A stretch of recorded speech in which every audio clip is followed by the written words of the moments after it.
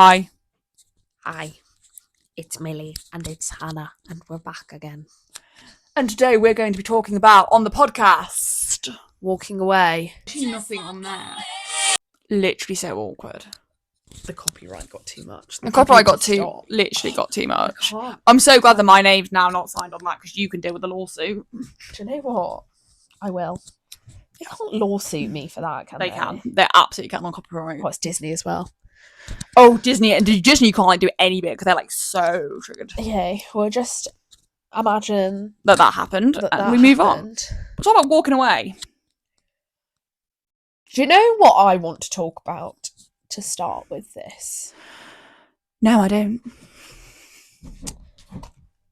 Have I not told you my whole thing that I've discovered? This is like my frontal lobe click, but I've not had mine yet.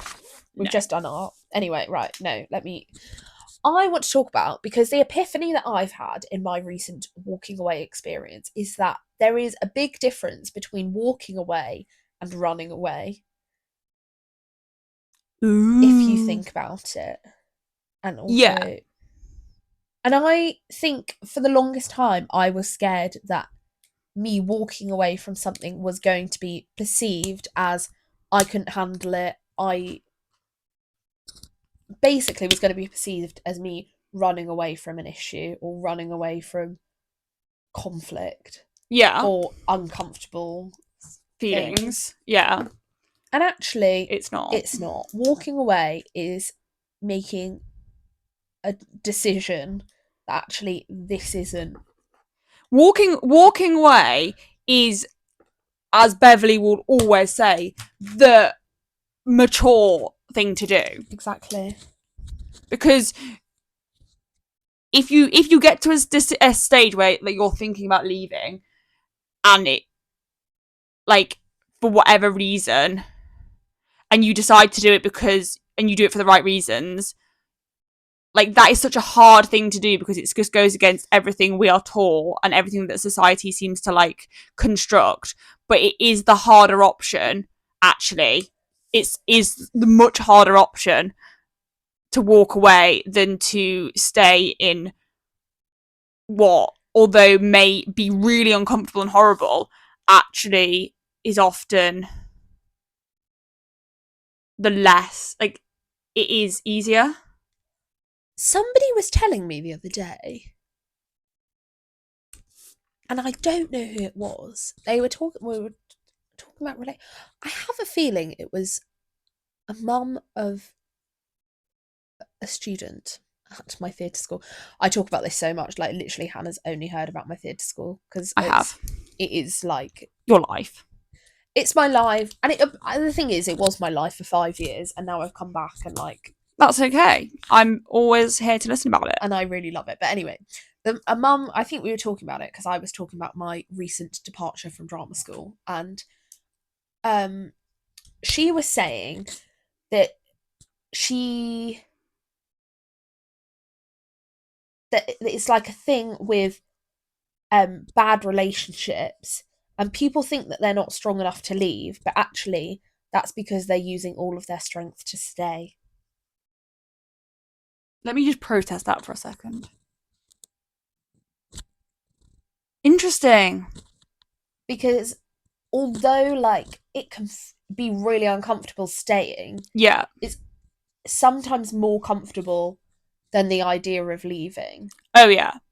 And that's like, I mean, obviously, like, I mean, this is something that, like, Beverly talks about, really interesting, like, conversation, and maybe one day we will get Beverly on the podcast and on that as a specific conversation in relation to relationships. But I think, like, it was interesting that we kind of said that within my mental health journey, and, like, obviously, so I spent a long time obviously in hospital, and I was abused in hospital, and so it was a really, really horrible experience. But for so long, I held on to being poorly and my identity being poorly and being in hospital because it did feel safer, even though I couldn't even, it wasn't even a conscious thought, and it was definitely subconscious, and that it felt safer than the outside world. And it was only, it's almost like Beverly would always say, like, it's literally like jumping out of the burning building is going to hurt while you jump, Oh my god, Beverly, that you are about to change my life. It's gonna really hurt while you jump. I did. I'm sure I told you about the burning building. I think I did actually. Not. No, I did. But it was like the FaceTime we had after your mental health breakdown. You probably weren't fully lucid, but it's like it is jumping out the burning building because we were talking about the Lilo. Do you remember? Yeah, I remember the Lilo. I don't remember the burning building. Yeah, well, the burning building. It's like you have to jump, and it really hurts while you jump. But if you stay in the burning building, ultimately, like that's gonna be bad. And it's really scary, the thought of jumping, because you have to go through that pain. But when you get there, it is better. And that is what my, like, Beverly talks about, like, with so many situations. Beverly, I love and that is the walking so away. Much. Like, it is that jumping through, because it's gonna hurt. And it's almost gonna hurt more, because it's like, imagine, like, you've got to, like, jump through the flame. Like, that's gonna hurt while you're doing that. But ultimately, if you don't, and it is better on the other side. And you're not going to die, are you? Exactly. So I do think that that's quite a good analogy for walking away. And I mean, like, my walking away last year. So I've had a few situations of walking away being, but my power move, and I do think that this was like the start of like a big catalyst for like change for me, was last year, when there was a situation where walking away from that, because I had told everybody that I was going to do this thing, and like a lot of people had told me that I wouldn't be able to do it. So therefore, because people hadn't told me I wouldn't be able to do it, this was before the situation happened, I was like obviously really adamant that I was going to do it. And then when this situation happened, I was like really upset and hurt, but also like I can't walk away because that I told everybody that like I'm gonna do this and there's nothing that's gonna stop me. So therefore, like if I walk away, that like that's admitting defeat or like showing that I'm weak or whatever. And it took a lot of a decision to like not do this thing that I was gonna do. Like it was such a hard decision, but in the end, like, and actually for me, like I was kind of a bit naughty, because I applied to another thing so that like I wouldn't have nothing. And I think that like that was a bit of a like not like a cop out, but like it was a bit of like a, although the difference between the two was like quite big in terms of like life. But honestly, sending the email to these people that I wasn't gonna do the thing, I felt like a weight lifted off of me. And I'm lucky that like my mum is like, she'd not wanted me to do it anyway, actually.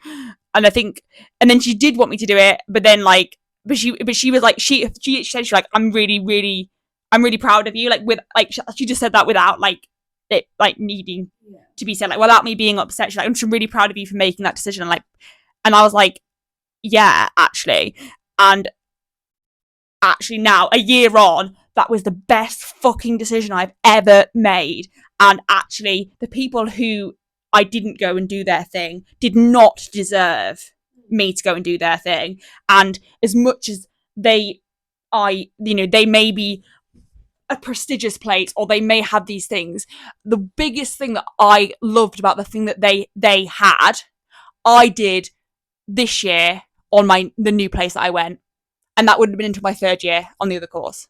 So I think that just proves how like the right place and the right time. And even though the biggest like sadness I had of like declining the first place that I was going to go was, first of all, I mean, obviously there was the part of like, you know, because of how it happened, what happened. Like obviously there was that like disappointment in the feelings of like, you've really let me down. Like what I thought you were, you aren't. But the biggest like thing that I was really loved about that particular opportunity, I actually then got to do this year in my first year, and it's actually bigger and better than it would have ever been at the other place. And I think, and I didn't know that at the time, and I didn't know that I would ever have that, but I walked away anyway because I knew that ultimately, and like for me, my thing was, mine was like a course that at a university, and I was gonna have to change who I was as a person. Like, it was in relation to like being autistic, and they had a very interesting perspective on that. And I think it's really interesting because, and actually for me, the reason I walked away wasn't actually for myself, which ultimately like is why I should have done it. And I'm glad that I did do it. But actually because I was like, I'm sat here as an autism advocate and as an advocate for true inclusion and acceptance and like disability, and these people are not accepting me, and they were just incredibly rude, and actually I don't sit with that as a person, and therefore like that was what made me like leave. Was I was like, I can't sit here and tell other people like they should be themselves, and like if people don't want them as themselves, then they should leave, and then not do that myself. And then I did, and actually like George died. But it was really, really hard, but it was like the biggest power move. And now, since then, that was like my moment of like, I refuse to be in spaces that do not align with who I am and do not want me for who I am. And obviously that doesn't mean that I don't make mistakes. I absolutely make mistakes, and we all do, but there's a difference between that and like fundamental core values. Yes, my mic has died, everybody, so we're now having to share one little miniature mic. But yeah, no, I also think the thing that's really interesting is like the thing you were saying about I told everybody, and I think so much of the things that we do are so driven, even subconsciously, by what other people think we should be doing. And I know that was a big thing walking away from drama school. Sorry, Hannah's holding the mic right now. You can take it off me. No, I like it. It's like having my personal mic holder. One of the biggest things I felt when I was walking away from drama school was I was like, oh my God, like everybody knows that I'm here. Everybody's already got like feelings about me being here. Like, I don't know. There's a perception. A snobbery. There's a snobbery within the drama school thing. So I'd already felt like there was a little bit of a thought about me being there for some people, and other people there wasn't that thought, but I still thought like, I'm doing acting and I should be happy that I'm doing this because this is like everything. This is what I've wanted to be doing. There was like it both ways. Like in some ways, the snobbery of like the institution that you were at, but then also that thing of people, it takes so hard to get into any institution, so therefore the fact that you got in somewhere should be just immensely grateful and just take it regardless. Yeah. And so I found that was like the biggest thing. And then like having to tell people and knowing, and after I'd done it, like, and knowing that it was the right decision for me, it was still tricky to tell people because I knew that, I mean, even, and it's obviously people are trying to be like, generally people don't actually have malicious intent. Sometimes they do, but they're just pricks. But like, I am going to take the mic off of you because really I know she sprained her arm yesterday. Did. I didn't like, that wasn't like a thing that was on my mind when I was making her hold the mic for me, don't worry. I wasn't thinking, yes, let's punish her. No, but like people are trying to be helpful, but I remember somebody saying to me when I said that I'd left, and they were like, well, there's nothing like shameful about it, like you shouldn't be feeling shame. And I was like, oh, I'm not, but like the fact that you're saying that is making me think that maybe I should be. But I just think, but also it really revealed to me there were people who I thought would have had the you got in somewhere, so why aren't you making it work mindset. And I don't know why I thought these people would, but there were people that I thought would that just didn't, and had like the nicest like reaction, and actually made me, because them telling me that they're proud of me, obviously there's that thing of like, I knew Hannah was going to support it, because I mean Hannah was a very big part of, not a very big part of my decision making, but a very big part of like me feeling like I can kind of do whatever I want to do and whatever's right for me, and along with my parents. And obviously I was very lucky that I had my parents, and I also had a best friend that was going to support me no matter what. And I knew that other people would get over it. I thought it doesn't actually, like, realistically, it doesn't actually have a big effect on their life. Absolutely, like, it doesn't have any effect on their life, really. So although they might have initial thoughts about it, in the long term, I don't think it's going to affect any of my friendships. And if it does, that's a bit of a dick move. But I think then that's just a red flag from the beginning, like, you know what I mean? Yeah. But there were people, I remember. Also, that thing that everyone has an opinion on everything. Like, Yeah. people do have an opinion on absolutely everything, which is fine because we all have an opinion on everything. But like, ultimately, most people are going to move on and just like not. It's going to be like, you know, the next drama happens and we all move on.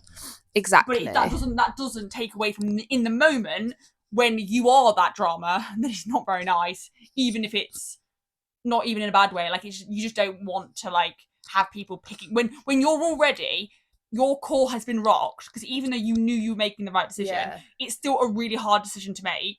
And therefore, in that moment, do you want the opinion of like 48,000 other people who got actually no idea, and who really, quite frankly, probably, they do care, but they also don't care. Like, they're just giving their opinion for the sake of it. Like, literally, our podcast is a whole thing about just giving our opinion for the sake of it. When, like, you know what I mean?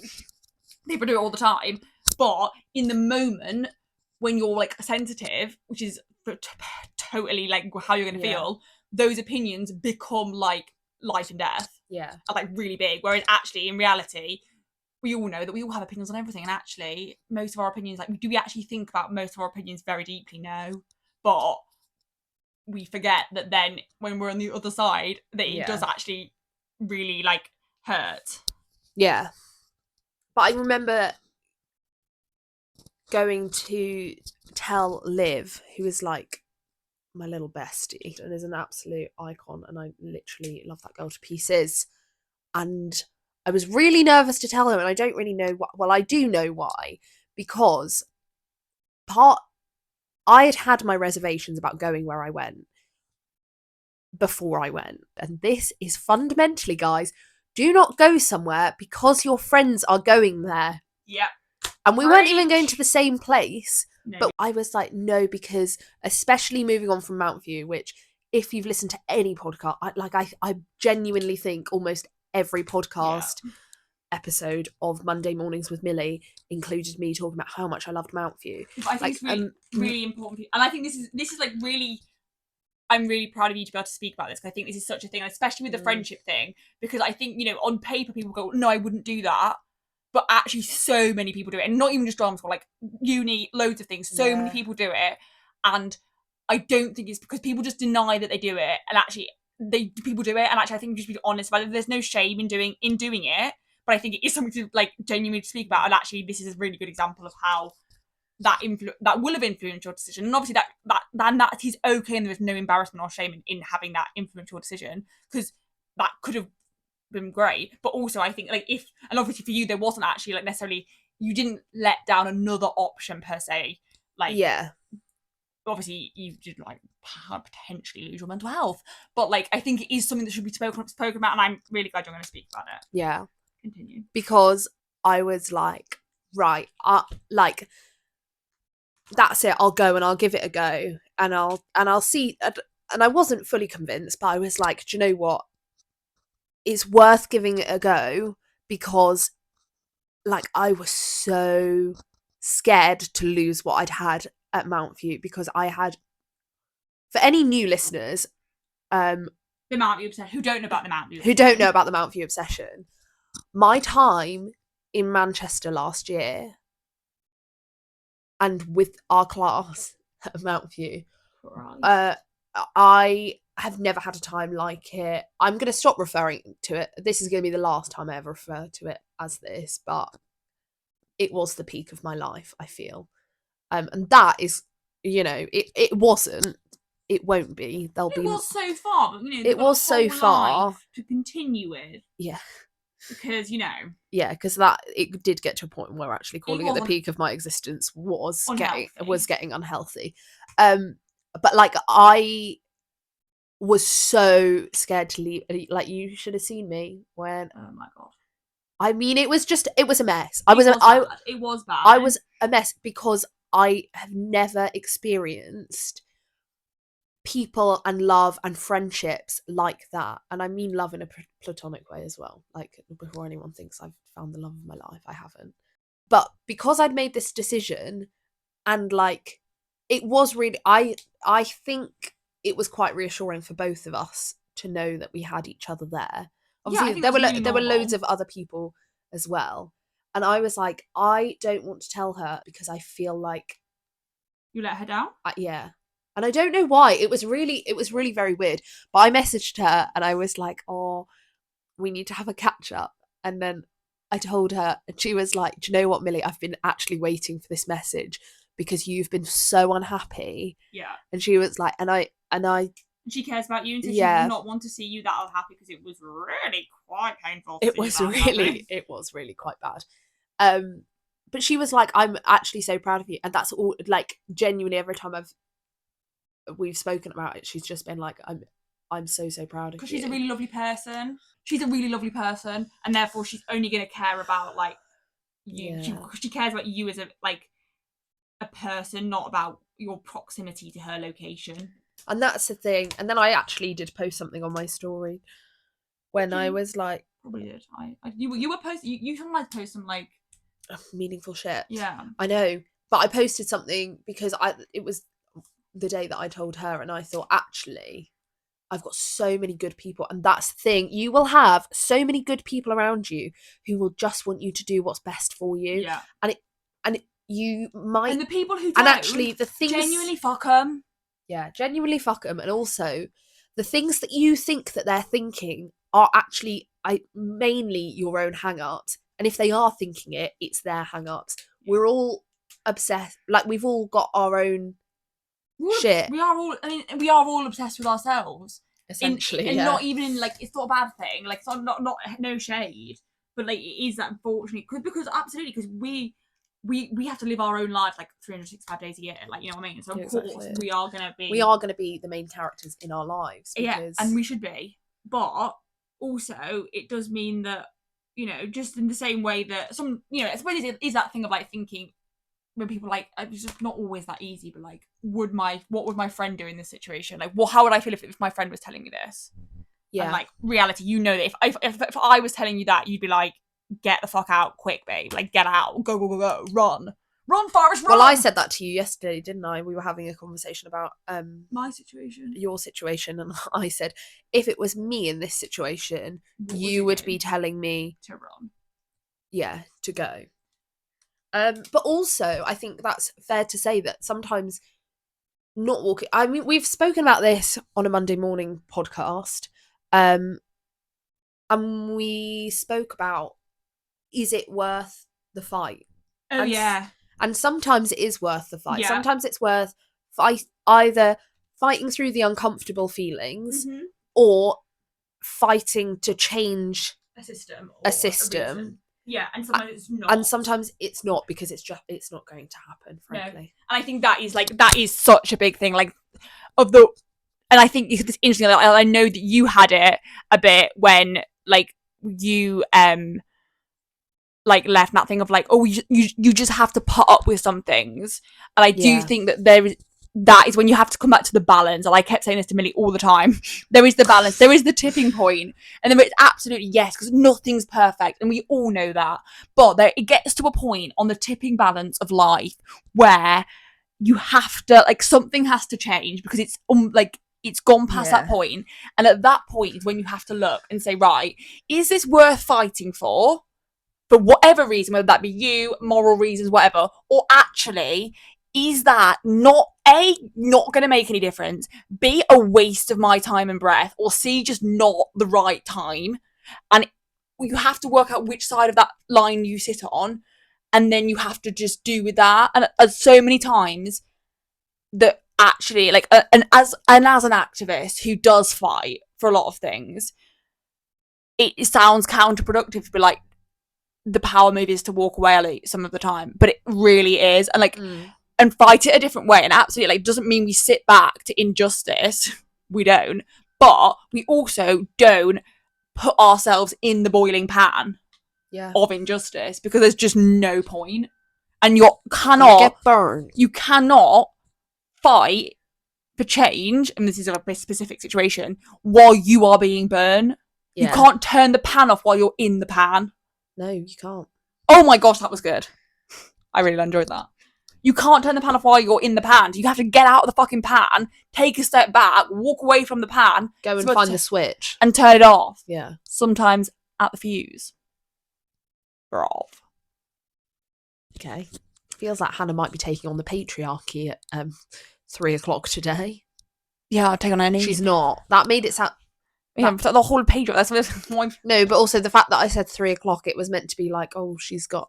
But I don't think it didn't come across that like that. No. It sounded like you had something that you were doing at 3 o'clock. I don't, but you do. You're leaving. I'm leaving at 3 o'clock. Oh, baby, before actually, probably in about 15 minutes once this is ended. 15 minutes? No, not necessarily, but I was just it's a random number. Okay, sorry. She's kicking me out. Polls. But yeah, no, I do think that is so like, and still like to not be bullied though, not be bullied out of your decision. The bullied is a strong word, but in terms of like what I mean by that is like, if you make your decision, you know that you've made the right decision. And for example, say if it is at a place and then you go and speak to them because you've left because of whatever reasons, and they like say things, you know in your heart of hearts whether if it's, because first of all, people make mistakes. People do make mistakes, and institutions make mistakes, and whatever make mistakes. And because institutions are just made of people. Exactly. And so therefore, they will make mistakes. And that doesn't, just every time someone makes a mistake, you don't just big up and leave, because that's obviously absolutely ridiculous. No. However, and you know, and that's, you could, and but that isn't, I mean, neither of us have ever done that. No. But also, there is that thing of, you know, don't be taken for a mug. And the amount of times that people can promise the world, but you know in your heart of hearts if they mean it. Yeah. And I think that was like the amount of situations that I've been in where, like, you know, or they try and gaslight you into believing you're the problem all of the time. That's why I've got so much trauma. Like, or they try and actually it is about standing your ground. And yes, you need to be able to be level-headed. You need to be able to actually think about it and know whether, you know, actually, hang on a minute. Yes, it really hurt. Yes, it was really wrong. But I think I can see a way past this. But it ultimately is about believing that you deserve better. And I think that was my thing when I had my meeting yesterday, was that I said to these people, for the first time ever, I always thought that I deserved like the mistreatment or deserved like the bad stuff. And actually, for the first time ever with this situation, I did have, and even though it was really hard and it fluctuated, that thing of realising that I do deserve better, and therefore I'm not going to cut my nose up to spite my face and just say, you know, throw things away, because, but also I'm going to sit there and go, actually, in this situation, I am my biggest priority, and I know I haven't done anything wrong, and we're having this conversation, and I think that is that thing of realising that you deserve the same opportunities as other people, and that might not be at that place, and that's okay, because I think there is also that thing. It's like it's a real, it's two-sided. I obviously had it. I went in to my meeting, and I kind of laid it all out, and they were really good, and they did offer a lot of support, but I still knew at that point it'd run its course. It had run its course. And I was okay with leaving, and I wasn't going to have regrets about leaving. And whatever they offered you, it was still, and they were good, and what they offered was right, but... And I don't doubt that if I'd stayed on... They would have done the changes. They would have done the changes. Whether they're doing them now that I've gone, different conversation. However... You knew it wasn't right for you, because I think that's the difference though, because you'd made the decision to leave wasn't because of it was because of what happened, but also it was more than that. It was a deeper fundamental belief. It was just, when I was talking to my parents about it before when I was contemplating leaving, I was like, it just feels like a misalignment of like everything. Like there's not one bit. It's like you're putting a puzzle together, and there's like, it wasn't like there was just one piece that like was a bit funky and you kind of had to jam it in, or one bad experience, or even like multiple specific bad experiences. It was like everything, which is why it's working for other people. Yeah, and that's the thing. Yeah, and it's also why which is why the argument of something like you just have to put up with some things doesn't stand, because it wasn't that there was a awkward teacher, or there was a this, or there was a that. Although fundamentally, even if you removed any of those, it just wasn't the right place for you. If you had a list of criteria, you were not getting the job. No. They weren't getting your job, or you weren't getting their job. And that's okay. It doesn't make either of you broken.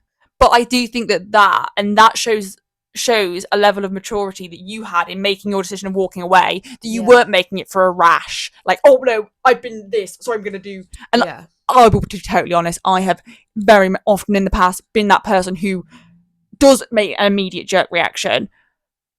But I do think that is something that we've both had experience now of, and all the decisions that I make. If I choose to walk away, you best believe I have tried everything in my power for this to work. And I think I do pride myself on, with the thing with like reasonable adjustments, that I always meet over halfway with the other person. But like, so if I walked away, I have tried absolutely everything and it just doesn't work, and that is the power move. And it's okay if it doesn't work, like, it's not meant to. It doesn't. Not everything's going to work for everybody. Anything about you. It's exactly the same. It's a bit like if it's a bit like a relationship, because if we all could be with everybody, then we'd all just be in this one massive polyamorous, like, weird situation. It would be like a cult and weird and wrong. The reason why we all have different jobs, like, it is as basic as that. Why we're all in different, like it just. I mean, I know. Obviously, I've recently had my walking away thing, which has been been an institution that I'm walking away from, and I know Hannah's, like, we've gone very much down the institution pathway, but there are so many, like, I've had jobs, literally everything. I suppose that's kind of an institution. Jobs, friendships, relationships. Friendships. I mean, I had the walking away from the friendship this time last year. Yeah. There's quite a lot. It does apply to a lot of things, and it doesn't make it none of them. It's still hard, but like, it does come back to that thing of like, we do have one life. We have one life. Although we have a long time, we also don't have a long time. And actually, do you know what I've just thought about? There's no point just like flogging a dead horse. So true. For what? For what reason? When you think about friendships and walking away from friendships, though, isn't it interesting? Because I was just thinking, like, I think I've found it easier to walk away from friendships, but I don't know that this would necessarily be the case for everyone, because there's like it's like you both owe each other something, whereas when it's an institution, sometimes you just feel like you owe them something. That is so what is wrong with society. But I know, I totally, and actually I think by the end I'd realised that, like, I don't just owe you something, you also welcome to enlightenment owe me. Whoa, that is it. Have I been enlightened? Was that my frontal lobe forming? No, but is definitely a thing. So wow. Take that bit of wisdom with you. Oh no, I will be. Yeah. But I think that is what is so wrong about everything. But I think definitely it is that thing which I think is why institutional abuse is not spoken about. No, not that yours was institutional abuse per se, but I'm just saying. No, but let's just be clear. Like, there was very clear. I was bringing up institutional abuse because of my own link but I think that is such a thing of, like, we take things from institutions, not to think your range, but just in general, institutions within the world. But I think that is how people in position of power do get away with things, and that's why we need to address that. Not on this podcast though. No, because we'll get cancelled. And actually, I think for this particular episode, we're aiming at the people walking away. Obviously, like, you could do a separate episode in relation to the people behind the walking away, but actually this is aimed at the people walking away, and therefore it's not about the people. Strut your stuff. It's not about the people who you are walking away from. It's not about what they think or what they feel. Obviously, like, do it respectfully, but it's not about them. This is about you. And this situation, like yours, wasn't about them. It was about you. Yeah. And there doesn't need to be. And I think that, and that's probably and also part of the stigma. It's not. Everybody loves a bit of drama. Oh, trust me. You know, we're drama students. We love a bit of drama, but it's not all actually that dramatic. No. And also, you've got to remember that these are people's lives, and there are always going to be situations that you don't know about. Even if you really know someone, you do not know everything. And I think that's something interesting about, like, even about, like, me, which I have a lot of, is that people say, oh my god, you're so open. And I am open, but you don't even know 15% of my, like, it's you think I am open, of the iceberg, but it's so the tip of the iceberg. Like, so I do think that is always something to keep in mind, that actually you will never know someone else's situation, even the people you know really, really well. Like, we know each other, like, quite well, and there are still things that we will never be able to fully grasp of how someone else reacts to a situation, because you have not lived every single moment of their life. So when it's like other people who you really don't know that well, you've got no idea, and like that's okay. And like, so therefore, you know, just take a bit of a chill pill. And obviously, like, we all have a moment, you know, but I think as the person walking away, know that, quite frankly, like, the next minute, like, someone's gonna, you know, sleep with someone's boyfriend. It's that's gonna be the next drama. Like, it's gonna move on.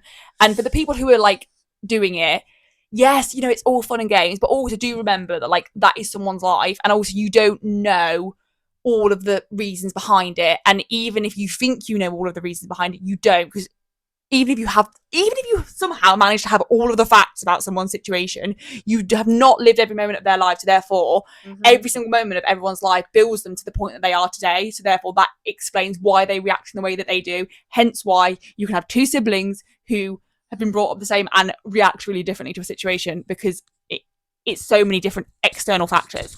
So therefore, there isn't. And also, there doesn't also have to be a massive reason. I think that's going to end it on, like, just someone was walked away doesn't actually have to mean that, like, there's been some massive big ass drama. They might just have gone, not for me. Yeah.